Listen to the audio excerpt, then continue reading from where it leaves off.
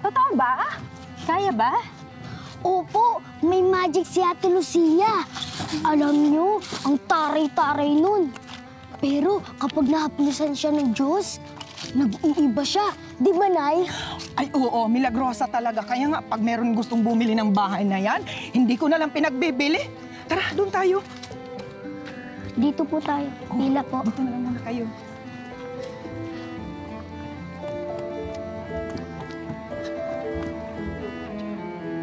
Doon sa Sapa, kung saan siya dumadaan pa uwi araw-araw, maglagay ka ng isang bungkus ng bulaklak doon.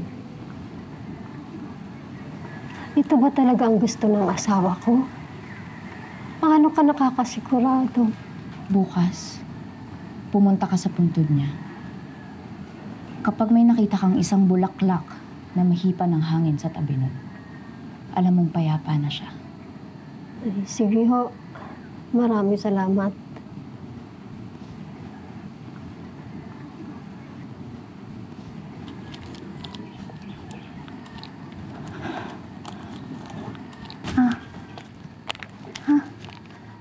Christina, Ate? pahingi ng tubig. Nanghina ako. Sige.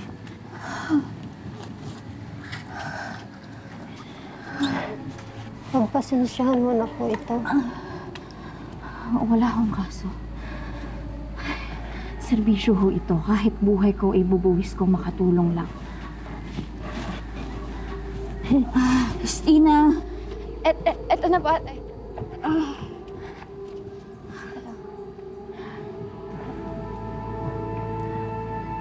Eh, ito pa yung pangdagdag.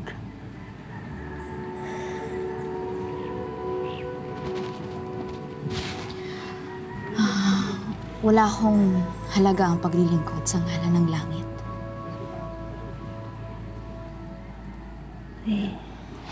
Pero maraming salamat po.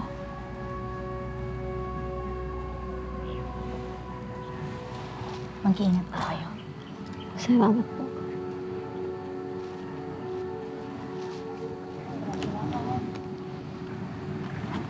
Ate. Nakuha mo ba yun? Sa lapida mo mismo ilagay. Oo, ate. Tulungan niyo po ako. Kasi palagi ko po napapanaginipan ng kaluluwa ng asawa ko. Ayos ka lang? Oo, ate. Baka meron po siyang gusto sabihin sa akin.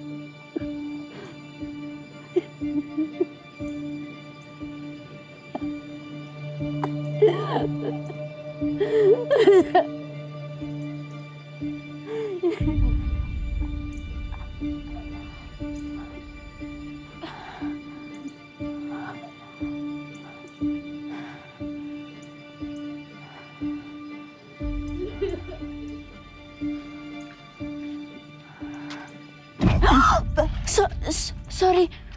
Pasensya na. Sorry. Ano ba? Tumutulong lang naman eh. Hindi ko kailangan ng tulong mo. Ganyan ka ba pinalaki ng mga magulang mo? Hambog.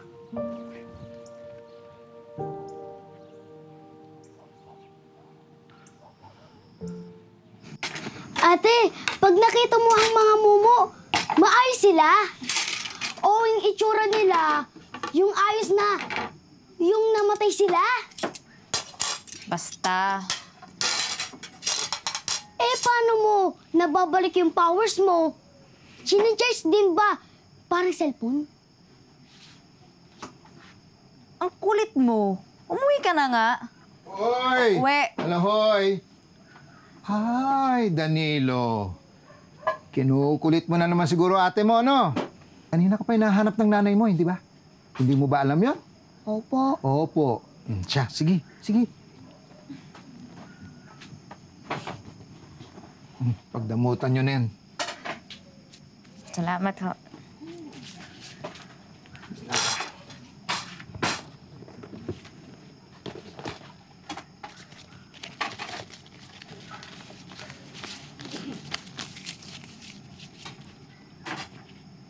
Ay, sus, hindi na kailangan yan. Ano ka ba naman?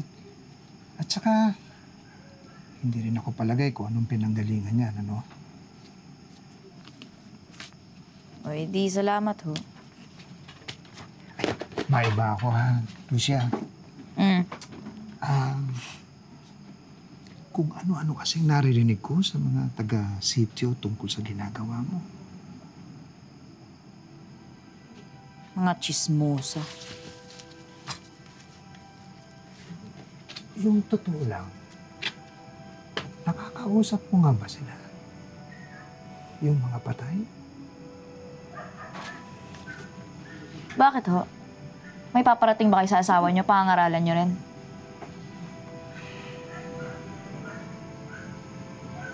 Sorry ho.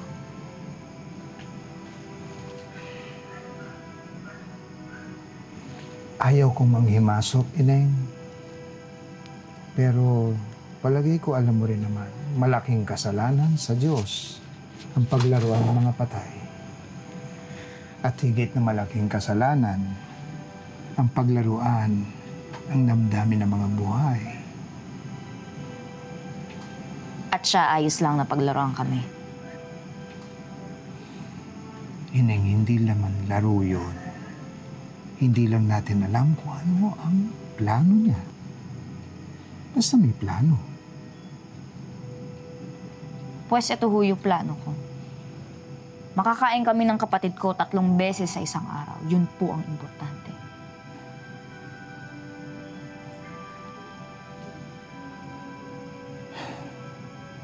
Patawarin ka ng Diyos, Ineng.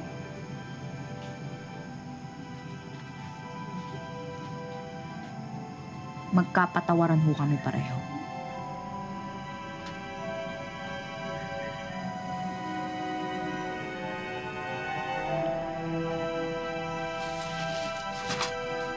Maraming salamat din. Basta pag may kailangan ka, bumalik ka lang dito, ha?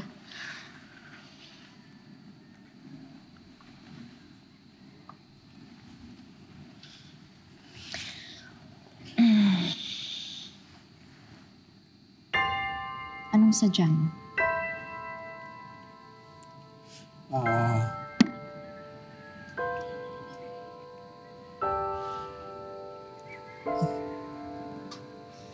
Kamamatay lang kasi ng papa ko. Sa tingin ko, may tinatago sila sa akin. Sa tingin ko may foul play na naganap sa pagkamatay niya. Marami kasing galit sa kanya eh.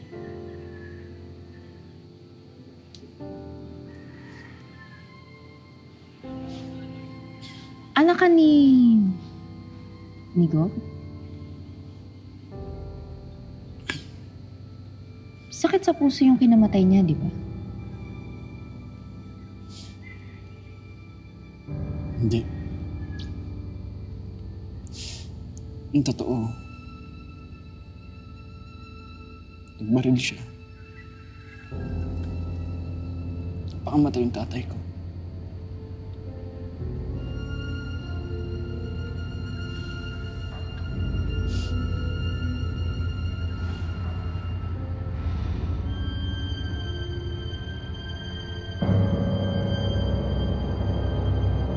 Artemio!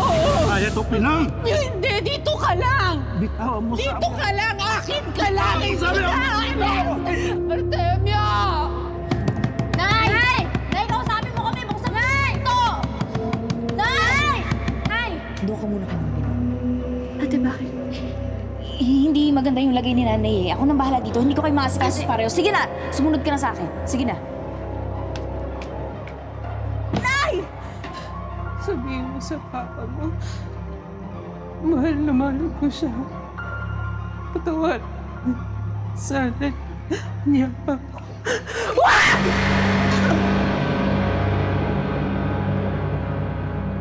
Ate? Ate? Ate? Ate?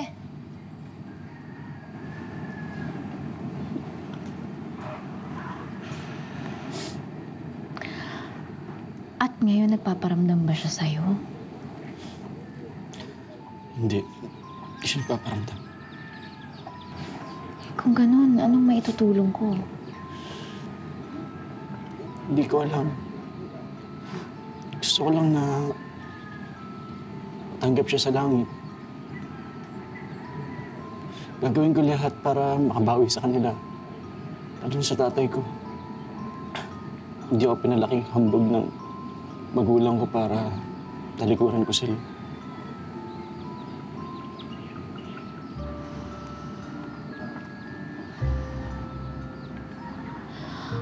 Buhay. Para sa buhay. Ilaan mo ang buhay mo para sa buhay na walang hanggan para sa ama mo. Yun lang ang tanging paraan para matanggap siya ni San Pedro.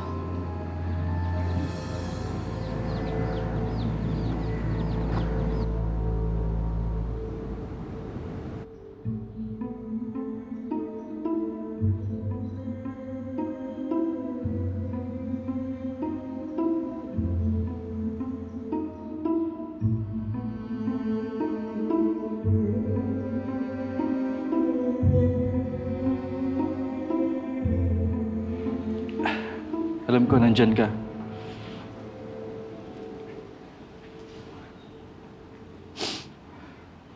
Ginagawa mo dito?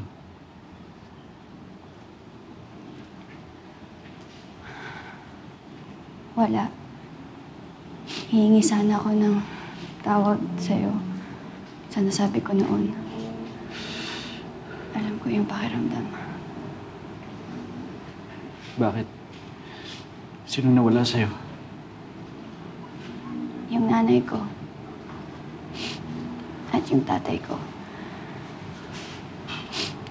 Ibig ko sabihin, buhay pa siya. Pero hindi na namin siya kasama. I'm sorry. I'm sorry.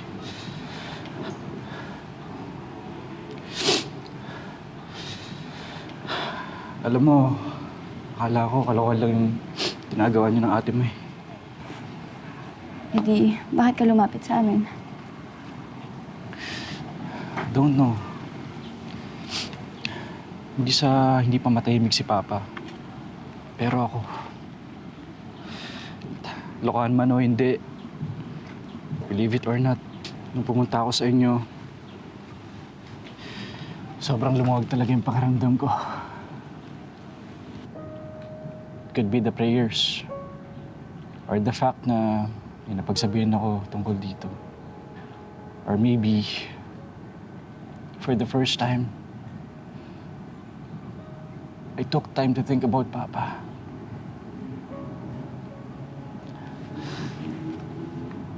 Alam mo,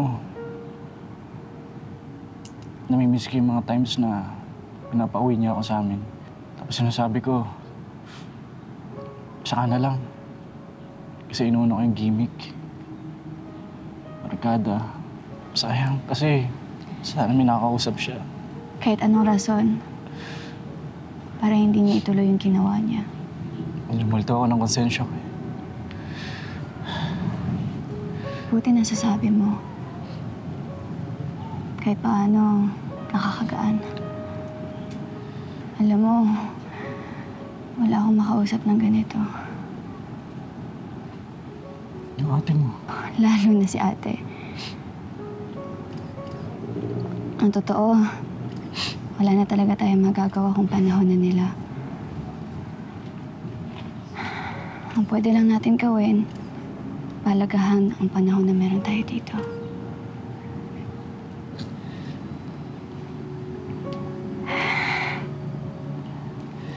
Mauna na ako.